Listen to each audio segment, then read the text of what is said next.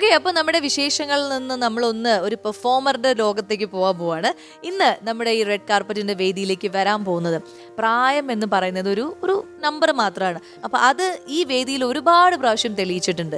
ഇന്നും അതുപോലെ തന്നെ കലയെ സ്നേഹിക്കുന്ന അല്ലെങ്കിൽ കലയ്ക്ക് വേണ്ടിയിട്ട് ജീവിതം മാറ്റിവെച്ചിരിക്കുന്ന ഒരു കലാകാരിയാണ് നമ്മൾ ഇൻവൈറ്റ് ചെയ്യാൻ പോകുന്നത്. എന്തായാലും റെഡ് കാർപ്പറ്റിന്റെ ഈ വേദിയിലേക്ക് ഒരുപാട് സ്നേഹത്തോടെ സ്വാഗതം ചെയ്യുന്നു CN സ്നേഹലത.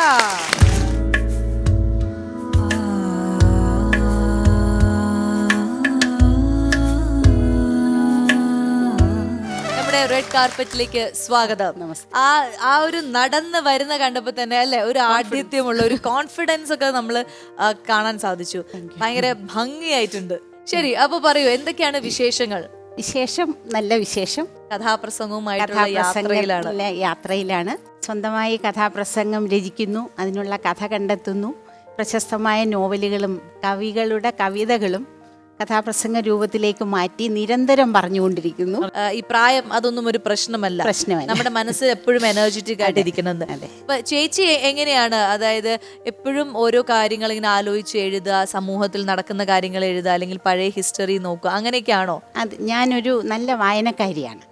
എൻ്റെ വായനയിൽ നിന്ന് എനിക്ക് കിട്ടുന്ന നല്ല ആശയങ്ങളെ, നോവലുകളെയും നാടകങ്ങളെയും ഒക്കെ കഥാപ്രസംഗ രൂപത്തിലേക്ക് മാറ്റി നിരന്തരം പറഞ്ഞുകൊണ്ടിരിക്കും. നീ ഇത് എപ്പോഴെങ്കിലും കണ്ടിട്ടുണ്ടോ കഥാപ്രസംഗം നേരിട്ട്?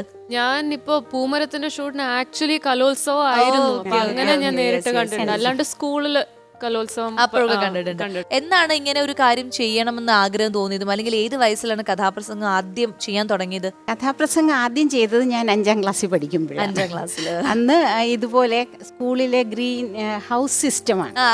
ഹൗസ് സിസ്റ്റത്തിലെ ഒരു കഥാപ്രസംഗിക ഇല്ല. ആ ഒരു ടീമിന്, ഞാൻ ഗ്രീൻ ഹൗസിലെ ആളായിരുന്നു, അപ്പോൾ ആ ടീമിന് ഒരാളില്ല. അപ്പം എൻ്റെ മ്യൂസിക് ടീച്ചർ ഇങ്ങനെ വിഷമിച്ച് നിന്നപ്പോൾ ഞാൻ ടീച്ചറിനോട് അങ്ങോട്ട് പറഞ്ഞു, ഞാൻ കവിതാ പാരായണത്തിന് പറയുന്ന കവിതയെ കഥാപ്രസംഗമാക്കി അവതരിപ്പിക്കാം. അപ്പോൾ ടീച്ചർ അതിശയിച്ചു, അതിനൊക്കെ പറ്റുമോ? ഞാൻ പറഞ്ഞു, ഞാൻ പറയാം, ഇപ്പം പറയാം. അങ്ങനെ ചെമ്മനം ചാക്കോയുടെ പാലം പണി എന്ന കവിത ഞാൻ കവിതാ പാരായണത്തിന് പറഞ്ഞതാണ്. മുറ്റത്തു മാമഴ വെള്ളമൊലിച്ചു പോ മൂറ്റിലിറങ്ങി ഇരുന്നു കുട്ടൻ, ആ കവിത. അന്ന് അത് സ്റ്റേജിലെ 1ാം സമ്മാനം കിട്ടി. എനിക്ക് മാർക്കിടാൻ വന്നത് പ്രശസ്ത കാഥികൻ ജോസഫ് കൈമാപ്പറമ്പനായിരുന്നു. അപ്പം അങ്ങനെ അദ്ദേഹത്തിൻ്റെ വീട്ടിലേക്ക് ഒരു എൻട്രി കിട്ടുന്നു. അദ്ദേഹം നിരന്തരം എൻ്റെ അച്ഛനും ഒരു മലയാള അധ്യാപകനായിരുന്നു. അപ്പം അച്ഛനും ഇദ്ദേഹവുമായിട്ടുള്ള ഒരു പരിചയത്തിൻ്റെ പുറത്ത് കഥാപ്രസംഗം നിരന്തരം ചെയ്യാൻ തുടങ്ങി. പിന്നെ മെഡിക്കൽ കോളേജിൽ അഡ്മിഷൻ കിട്ടി. അങ്ങനെ കഥാപ്രസംഗം നിന്നുപോയി.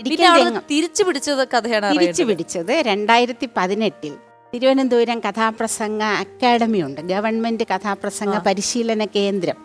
അതിൻ്റെ കോഴ്സ് കോർഡിനേറ്റർ ആയിരുന്ന പ്രശസ്ത കാഥികൻ കടക്കോട് വിശ്വംഭരനെ ഞാൻ യാദൃച്ഛികമായി നാഷണൽ ബുക്ക് സ്റ്റാളിൽ വെച്ച് കാണുന്നു. അപ്പം ഞാൻ പെട്ടെന്ന് എൻ്റെ ആ പഴയ കഥാപ്രസംഗം എൻ്റെ മനസ്സിലേക്ക് കയറി വരുന്നു. ഞാൻ അദ്ദേഹത്തോട് പറയുന്നു, സാർ, ഞാനൊരു കഥാപ്രസംഗം ചെയ്യാൻ ഇഷ്ടമുള്ള ഒരാളാണ്, അപ്പോൾ സാർ എന്നെ ക്ഷണിക്കുന്നു, അക്കാഡമിയിൽ വരൂ, പഠിക്കാം. അങ്ങനെ ഞാൻ അവിടെ ചേർന്ന് പഠിക്കുന്നു. പക്ഷെ ആ കോഴ്സ് പൂർത്തിയാകുന്നതിന് മുമ്പ് അദ്ദേഹം മരിച്ചുപോയി. പക്ഷെ ആ മരിക്കുന്നതിന് മുമ്പ് അദ്ദേഹം ക്ലാസ്സിൽ ചോദിച്ച ഒരു ചോദ്യം, കഥാപ്രസംഗമാകണമെന്ന് നിങ്ങൾ ഏറ്റവും ആഗ്രഹിക്കുന്ന ഒരു കൃതി ഏത്?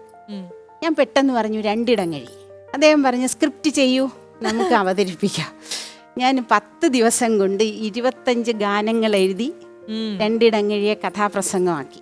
ഗുരുവിന്റെ മനസ്സിൽ ധ്യാനിച്ചുകൊണ്ട് അദ്ദേഹത്തിന് വേണ്ടിയിട്ട് ചെയ്തൊരു കാര്യം അത് വിജയമായിട്ട് പോയിക്കൊണ്ടിരിക്കുന്നു. 100-ലധികം വേദിയിൽ 2 ഇടങ്ങഴി അവതരിപ്പിച്ചു. അത് ശരി. എന്തായാലും നമുക്ക് കൂടെ വന്നിരിക്കുന്ന അവരെ കൂടി ഒന്ന് പരിചയപ്പെടാം അല്ലെ. എല്ലാവർക്കും നമസ്കാരം, റെഡ് കാർപ്പറ്റിലേക്ക് സ്വാഗതം. ചേട്ടാ, പേര്? എന്റെ പേര് ജിമ്മി ബെൻഡെക്സ് എന്നാണ്. കീബോർഡ് വായിക്കുന്നു. മേഡത്തിന്റെ കൂടെ ഒത്തിരി നാളുകളായിട്ട് കൂടെ വർക്ക് ചെയ്യുന്നു. അപ്പൊ എന്തായാലും സന്തോഷം. ഇനി അടുത്ത പേര്? എന്റെ പേര് ഉദയ് ശങ്കർ. മ്യൂസിക് ടീച്ചറാണ്. മ്യൂസിക് ടീച്ചറാണ്. മേഡത്തിന് വേണ്ടിയുള്ള എഴുതുന്ന ലിറിക്സ് ഒക്കെ ഇഷ്ടപ്പെടുത്തുന്നു. ശരി, ഇനി അടുത്ത ആള് ബാലചന്ദ്രൻ, കരമന. ഓക്കെ, ഞാൻ എൻ്റെ വൈഫാണ്. ഞാൻ ടൈമിങ് വായിക്കുന്ന ആളാണ്, അല്ലെങ്കിൽ എഫക്ട് വായിക്കും. അത് ശരി. Effect maker. ചേച്ചിയുടെ ലൈഫിലെ തന്നെ ഒരു ഇഫക്ട് മേക്കർ ആണ് അല്ലേ? കാരണം ഇങ്ങനെ എല്ലാ കാര്യത്തിനും കൂടെ കൊണ്ട് നടക്കുക, ആ ഒരു കലയെ ചേച്ചി സ്നേഹിക്കുന്നത് പോലെ തന്നെ സ്നേഹിക്കുകയും മനസ്സിലാക്കുകയും ചെയ്യുന്നത് അതൊരു വലിയൊരു കാര്യമാണ്. ശരി, ഇനി അടുത്ത ആള്. നമസ്കാരം. നമസ്കാരം. എൻ്റെ പേര് ബാബു എന്നാണ്, തബലിസ്റ്റാണ്. ഇതാണ് തബലിസ്റ്റ്.